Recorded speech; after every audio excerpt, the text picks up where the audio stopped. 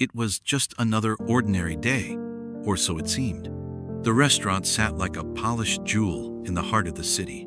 Its walls glowed with warm light, the kind that made even strangers feel welcome. The clink of silverware echoed through the air, joined by the low hum of conversation, laughter, and the faint rhythm of a jazz tune whispering from hidden speakers.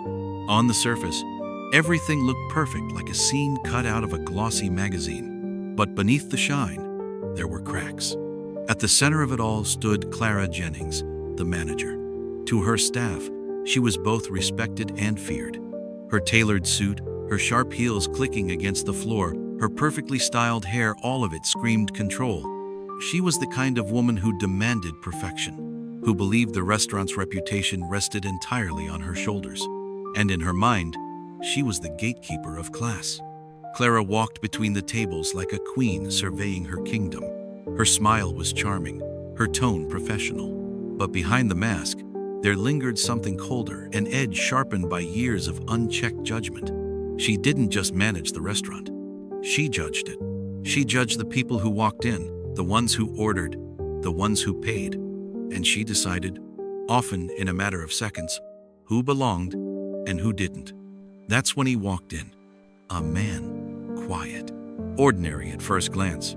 His clothes were simple, an old button-down shirt, faded at the edges, and shoes that had clearly seen better days. He carried himself with humility, not arrogance. His back was straight, his steps slow, as though he'd carried the weight of many journeys before stepping through those doors. The room didn't notice him, not at first, but Clara did. Her eyes narrowed, and a smirk crept across her lips. In her carefully constructed world of polished wine glasses and expensive entrees, this man looked out of place. To her, he didn't belong. He wasn't the kind of customer who took pictures of his food for Instagram. He wasn't the kind of customer who ordered the most expensive wine just to impress a date. He was different. And to Clara, different meant lesser. She watched as he paused near the entrance, glancing at the tables with the quiet curiosity of someone who respected the space. There was no rush in his demeanor, no entitlement in his eyes, just patience. But Clara didn't see patience. She saw weakness. She saw someone she could belittle without consequence. And in that moment, the story began. Because sometimes, the greatest storms in life don't arrive with thunder or lightning. They arrive quietly, disguised as ordinary men walking into ordinary rooms. The man stepped forward, unaware that his presence had already stirred something in Clara, something dark, something sharp. He was about to sit down for a meal. He had no idea that, to Clara, he wasn't a guest. He was prey. And yet, what Clara couldn't know, what no one in that restaurant could possibly know, was that this man wasn't just any customer. He wasn't a stranger who had wandered in off the street. He was the one person she could never afford to mock. But that truth, that devastating, world-shattering truth, was still waiting in the shadows. For now, it was just an ordinary day, and Clara was about to make the biggest mistake of her life. He walked toward the front desk, his steps steady, his posture neither proud nor broken, simply present. "Good evening," he said softly, his voice calm, measured. There was warmth in his tone, the kind of warmth that came not from wealth or power, but from experience, from having lived long enough to know that kindness cost nothing. But Clara didn't hear kindness. She heard weakness. Her eyes scanned him like a scanner at an airport taking inventory of his faded shirt, his worn shoes, his hands calloused from work that had nothing to do with boardrooms or briefcases. She didn't see a man. She saw an outsider. "Reservation?" she asked sharply, tilting her head with that practiced tone of superiority. The man shook his head gently. "No, just one, please. One. A single diner. Alone. No reservation. No suit. No watch glinting with diamonds." In Clara's mind, he had already failed the unspoken test. She leaned slightly toward the hostess, her lips curling into a smile that wasn't a smile at all. "This isn't the soup kitchen," she whispered, loud enough for the man to hear, but soft enough to hide behind the veil of plausible deniability. The hostess froze, caught between obedience and shame. She looked at the man, then back at Clara. Her silence gave Clara permission to continue. "Sir?" Clara said, her voice dripping with condescension. "This is a fine dining establishment. Are you sure this is where you'd like to eat tonight?" A few customers at nearby tables glanced up. Some frowned. Some quickly looked away. No one spoke. That's the thing about cruelty. It often thrives not because it's powerful, but because the world around it remains silent. The man, however, didn't flinch. His eyes, deep and steady, met Clara's without a trace of anger. "Yes," he replied. "This is exactly where I'd like to eat." His words were simple. His tone was firm. And in that moment, something shifted, though Clara didn't notice. Instead, she turned slightly, pretending to examine the seating chart. "Well," she said with a sigh, "I suppose we can find a place for you. Maybe somewhere in the back." She motioned for the hostess to lead him, her voice dipping once more into mockery. "Don't worry, sir. We'll try to keep the bill affordable." The words slipped like poison into the air. A soft chuckle escaped from one of the waiters standing nearby. Another staff member forced a grin, not because it was funny, but because it was safer to laugh than to challenge Clara. The man walked in silence, following the hostess to a small table tucked into the far corner of the restaurant. Each step he took echoed louder than the last, though no sound could be heard. It was the silence of dignity, a silence that unsettled more than any outburst ever could. He sat down slowly, placed his hands on the table, and took in the room. From his corner, he could see everything: the polished bar, the glittering glasses, the tables filled with people who belonged in Clara's world.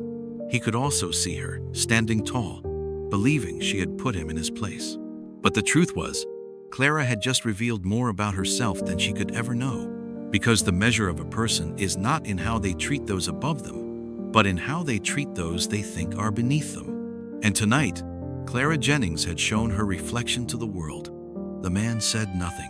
He didn't need to. His silence carried the weight of patience, the kind of patience that waits not for revenge, but for revelation. The restaurant returned to its rhythm, the clinking glasses, the laughter, the music, but beneath the surface, something had shifted. Clara didn't know it yet. The staff didn't know it yet. The customers didn't know it yet.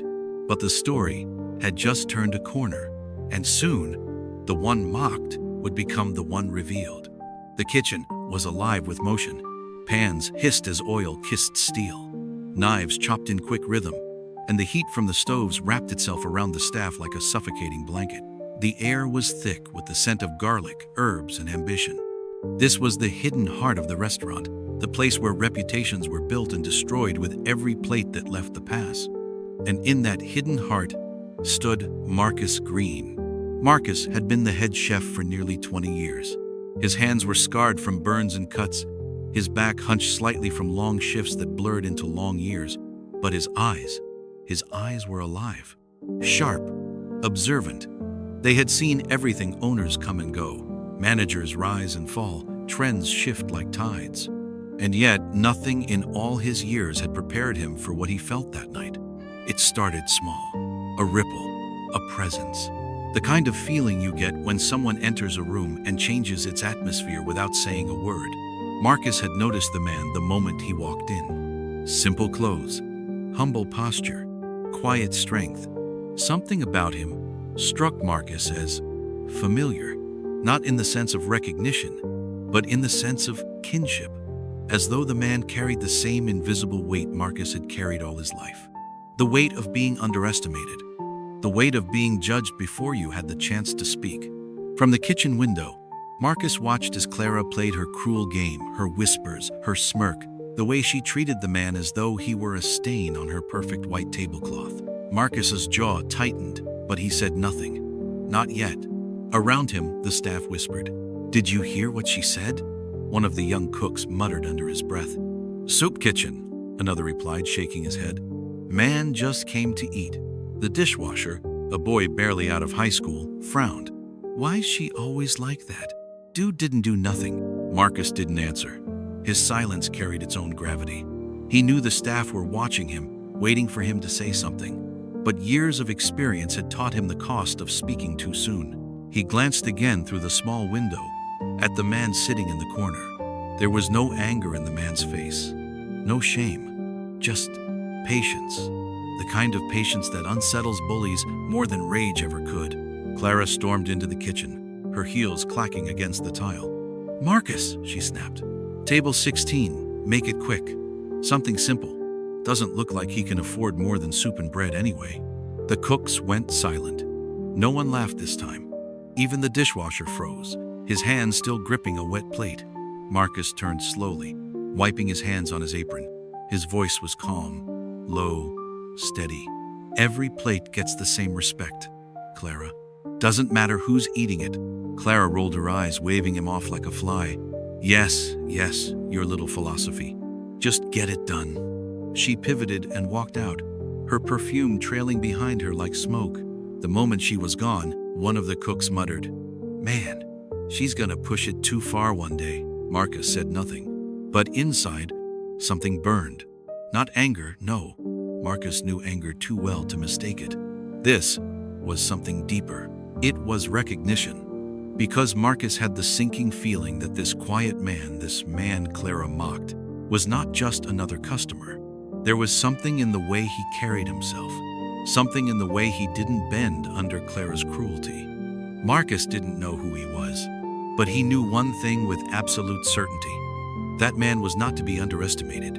The kitchen roared back to life, pans sizzling, orders flying. But beneath the clatter and steam, the whispers lingered. A quiet storm was gathering, and everyone, whether they admitted it or not, felt it coming. Clara thought she was in control. She thought she had put the man in his place. But Marcus knew better. This was no ordinary customer. This was the beginning of something far bigger than Clara could ever imagine. The waitress set the plate down gently in front of him. A simple dish, nothing extravagant. A roasted chicken breast, seasoned vegetables, and a side of potatoes. To Clara, it was forgettable. A meal for the kind of customer she believed wasn't worth the chef's time, but to him, it was more than food. It was a story on a plate. He sat for a moment before lifting his fork. His hands lingered above the meal, as though giving it the respect one gives a prayer. The clamor of the restaurant faded into background noise.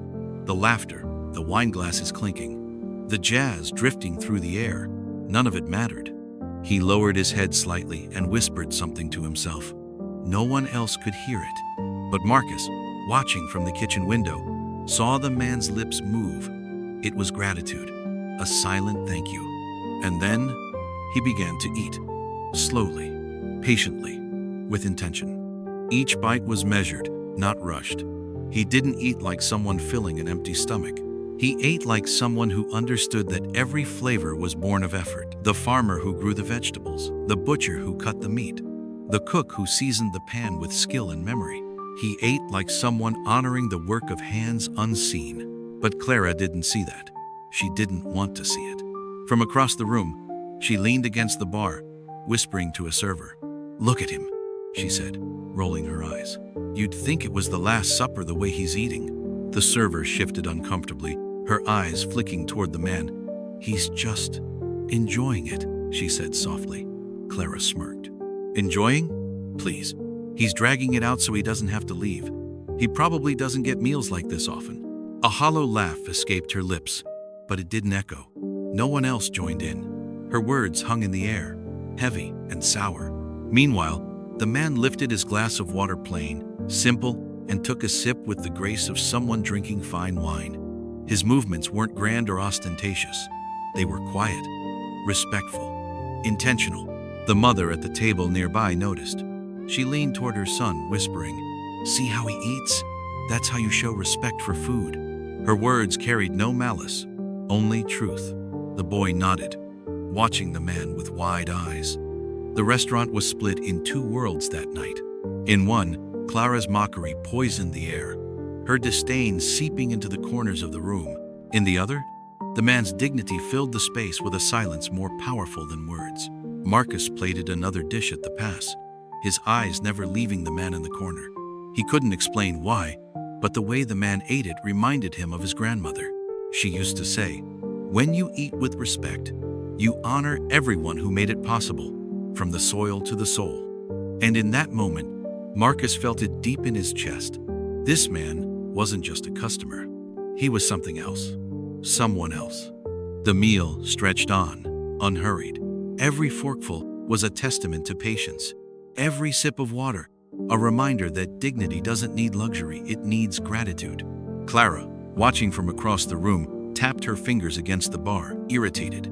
She couldn't understand it. Why wasn't he embarrassed? Why wasn't he shrinking under her ridicule? Why did he look so at peace? And that unsettled her more than anything. Because sometimes, the quietest people in the room carry the loudest truths. And this man's silence was beginning to speak. The restaurant pulsed with its usual rhythm. But something was different now. The music still played, plates still clattered, waiters still weaved between tables with trained precision. But beneath it all, there was a shift. A subtle, quiet crack in the air. And the crack was Clara. From her post near the bar, she watched the man eat with a growing irritation. She had mocked him, placed him in the corner, tried to humiliate him. Yet he didn't shrink. He didn't complain. He didn't even acknowledge her cruelty. He just ate, slowly, with that same unnerving calmness. And that calmness, it was louder than any protest could have been. Clara leaned toward the bartender, her voice pitched just enough for those nearby to hear. "I swear," she muttered, "he's savoring it like it's the first real meal of his life. Maybe it is." A nervous chuckle slipped from the bartender, more out of obligation than amusement. He didn't meet her eyes, but others heard. At the table near the window, a young couple exchanged uneasy glances. The man lowered his fork, whispering, "Did she just say that out loud?" His partner frowned. "Shh, don't get involved." Yet both kept stealing glances at the man in the corner, the man who seemed completely unaffected, as if Clara's words hadn't touched him at all. Across the room, the mother with her child shook her head softly, whispering to her son, "Remember what I told you? Kindness doesn't cost anything." Some people forget that. The boy nodded solemnly, his eyes locked on the man who ate in silence, as though studying him. Even the servers felt the weight. Moving between tables, balancing trays and orders, they carried not just food, but also the uncomfortable knowledge that something wrong was happening. They had heard Clara's words. They had seen her smirk. And they had seen the man's quiet dignity in return. The silence between the tables thickened, heavier than the sound of clinking cutlery. It was the kind of silence that made people lower their voices, not because they wanted to, but because something larger had entered the room, something unspoken. Marcus, from the kitchen, noticed it too. The whispers among his cooks had died down. Now they were listening to the absence of sound, to the quiet power radiating from the man in the corner. And Clara? She felt it. Though she couldn't admit it, the harder she pushed, the more the room seemed to slip from her grasp. Her words, once sharp and commanding, now fell flat. The laughter she tried to spark never caught flame. The staff's obedience felt colder. The customer's eyes lingered too long. For the first time in years, Clara Jennings was not the center of control. She was the source of discomfort.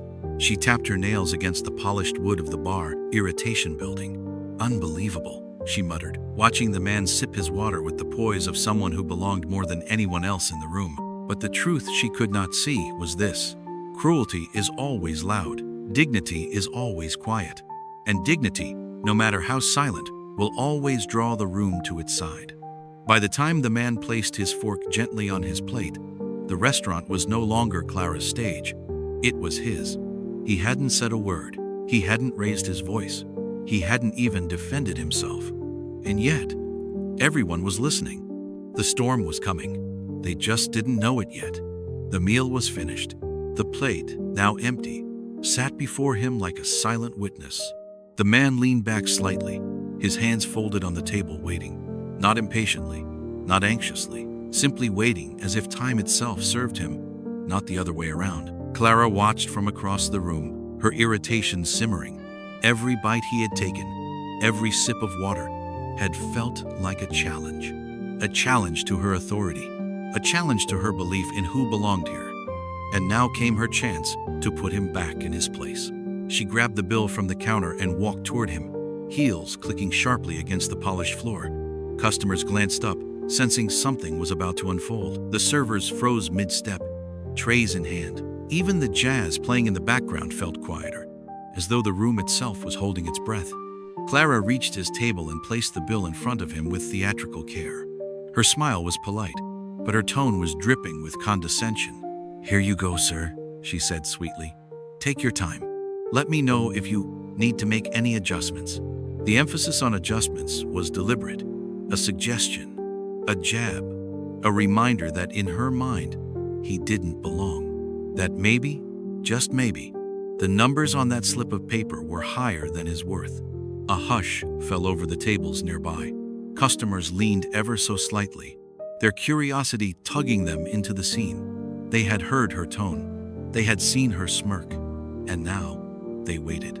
The man didn't flinch, didn't scowl, didn't even look at her. Instead, he reached calmly into his pocket and pulled out a small leather wallet, aged, worn, but cared for. He opened it, slid out a sleek, jet-black card, and placed it gently on the table. The card gleamed under the light. Not ordinary plastic, not a debit card. It was the kind of card few people carried. Heavy, exclusive, reserved only for the kind of people Clara spent her life trying to impress. For the first time that evening, Clara froze. Her smile faltered, just for a second, before she forced it back into place. She picked up the card, her fingers trembling ever so slightly. The weight of it was undeniable, real, solid. She glanced at the man, expecting to see arrogance in his face, expecting to see him smirking, enjoying her stumble. But no, his expression was the same as it had always been, calm, steady, patient. He said nothing. He didn't need to. Clara's throat went dry as she turned and walked back toward the register, the card pressed tightly between her fingers. Whispers rippled across the dining room. "Did you see that? Was that? No way." Marcus, watching from the kitchen pass, wiped his hand slowly on his apron. His eyes narrowed, not in suspicion, but in recognition.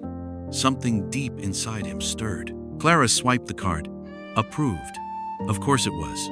She returned to the table, placing it down carefully, her demeanor suddenly softer, almost cautious. "Here you go, sir. Thank you for dining with us tonight." The man picked it up, tucked it away, and finally looked up at her. His eyes locked with hers, steady and unyielding. His voice, calm but carrying a weight that seemed to press into every ear in the room, spoke for the first time since the meal began. "Would you mind gathering your staff?" The words were simple, polite, but there was something in them, a gravity that pulled the room still. Clara blinked, caught off guard. She let out a small laugh, brittle and forced. "Gather my staff? For what reason?" From the kitchen, Marcus stepped forward, his face solemn, his deep voice cut through the tension. "Do as he says." The entire room turned. Marcus, the man everyone respected, the pillar of the kitchen, had spoken not with suggestion, but with certainty. Clara's heart stuttered. She glanced between Marcus and the man, suddenly aware that the ground beneath her was no longer solid. The staff began to emerge from the kitchen. Servers drifted closer. Even the customers leaned in, sensing history was unfolding before them. And for the first time all night, Clara Jennings felt something she had never felt in her own restaurant. Fear, because the man she had mocked, the man she had dismissed as nothing, was about to show her exactly who he was. And the truth was going to break her. The restaurant had gone still. No clinking glasses, no laughter. Even the music seemed muted, swallowed by the tension that now hung heavy in the air. The staff circled, unsure of what they were gathering for. Customers leaned over their tables, curiosity flickering across their faces.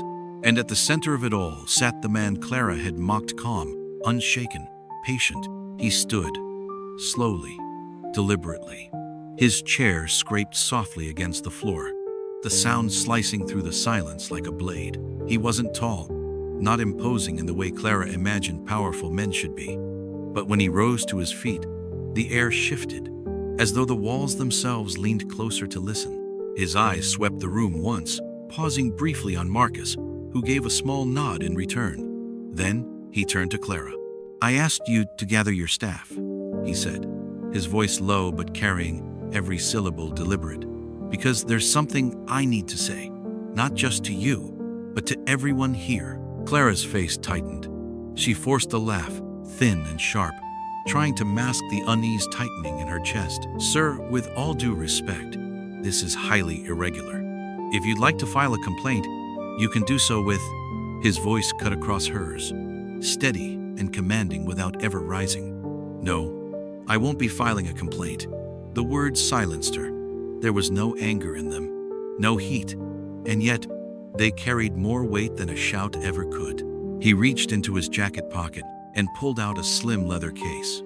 From it, he removed a folded sheet of paper, an official document stamped with seals and signatures. He opened it slowly, laying it flat on the table nearest him, where the staff could see. Gasps rippled through the room. At the top, bold and unmistakable, Carter Hospitality Group. And beneath it, in elegant script, James E. Carter, founder, owner. Clara's heart plummeted. Her face drained of color as the reality struck her like a blow. The man, the one she had mocked, belittled, and humiliated, wasn't just a customer. He was the owner. The man whose name was on every paycheck, every menu, every lease. The very foundation of the restaurant she strutted through like a queen. He was the king she hadn't recognized. A murmur swept through the staff. Some stared at him with wide eyes. Others dropped their gaze, ashamed they hadn't stepped in sooner.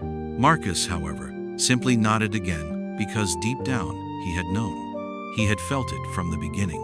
Clara's lips parted, but no words came. For once, the woman who always had something to say had nothing. James Carter turned to face the entire restaurant. His hands rested lightly on the back of a chair, his posture relaxed but unyielding. "I built this place," he began softly. "Not for profit, not for prestige, but for people. For moments like these, when a meal is more than food, when a table is more than wood and glass. I built this place to remind us that dignity is served with every plate." The words rolled through the room, sinking into every ear, every heart. He looked back at Clara, his gaze steady. "But tonight, I sat in my own house and was treated like I didn't belong, laughed at, mocked, dismissed, not because of anything I did, but because of what you saw." The silence that followed was suffocating. Clara's hands shook slightly, her mask of confidence crumbling. James didn't raise his voice. He didn't need to. His calm carried more weight than fury ever could. "This restaurant bears my name, my vision, my blood, sweat, and sacrifice. But what I saw tonight," he paused, his voice tightening just enough to let the pain show. "What I saw tonight was a reflection of something I thought I had left behind long ago." The words landed like stones in the chest of everyone present. The customers shifted uncomfortably in their seats. The staff avoided his gaze, and Clara stood frozen, exposed, her power dissolving before their eyes. James Carter had revealed himself, and with that revelation, the true story had only just begun. James stood there, the quiet storm now fully unveiled. His presence filled the room not because of wealth, not because of status, but because of the truth pressing against every word he was about to speak. He drew in a slow breath, his hands resting firmly on the chair in front of him. His eyes swept the faces in the room, some curious, some ashamed, some deeply unsettled. And finally, they landed on Clara. "When I was a boy," James began, his voice soft, deliberate, "I walked into restaurants that looked just like this one. Places with bright lights, polished tables, music that made you feel like you were stepping into something special." His gaze grew distant, his voice carrying the weight of memory. "But no matter how hard my mother saved, no matter how carefully she ironed my shirt before we left the house, no matter how polite I was when I said, 'Good evening, table for two, please,' there was always someone standing at the door, someone behind the counter, someone who looked at me and decided with a single glance that I didn't belong." The restaurant was silent. Even the air seemed heavier. I remember being 12 years old, holding my mother's hand as a manager, someone not too different from you. Clara looked us up and down, smirked, and said, "We don't serve your kind here." A sharp intake of breath rippled through the customers. A couple at the front table lowered their eyes, suddenly unable to look at him. James's jaw tightened, but his voice never rose. "Do you know what it feels like to see your mother's dignity ripped from her in front of strangers? To watch her swallow her pride, turn around, and pretend she wasn't hungry just so her son wouldn't see her cry?" He paused, the silence wrapping around his words like an embrace. "That memory has lived with me every day since. And I promised myself, when I grew older, When I had the means, I would build places where no one would ever feel that way again, where every soul, no matter how they looked, dressed, or carried themselves, would be welcomed with the same respect. He glanced down briefly, gathering himself, then lifted his eyes again, sharper now. But tonight, in my own house, I watched history repeat itself. Clara's breath hitched, her hands fidgeted at her sides, her polished nails digging into her palms. James turned toward the staff, his voice firm. You serve more than food here. Every plate that leaves that kitchen carries a message. You matter. You are welcome. You belong. That is the spirit of this restaurant. That is why it exists. And yet, he turned back to Clara. That spirit was trampled tonight by someone who was supposed to protect it. A murmur of agreement moved through the staff. Some nodded subtly. Others lowered their heads in shame for not speaking up sooner. James's tone softened, but the words cut deeper. Racism doesn't always scream. Sometimes it whispers. Sometimes it smirks. Sometimes it hides behind polite words and fake smiles. But it always wounds. It always scars. And tonight, it scarred not me. I have endured worse, but everyone who watched, everyone who stayed silent, everyone who felt that heavy air. The mother near the corner squeezed her son's hand. The young couple exchanged guilty looks. The servers, standing shoulder to shoulder, looked down, the weight of his words sinking into their bones. James Carter straightened, his presence towering now not by size, but by truth. I don't raise my voice. I don't need to. The truth is loud enough.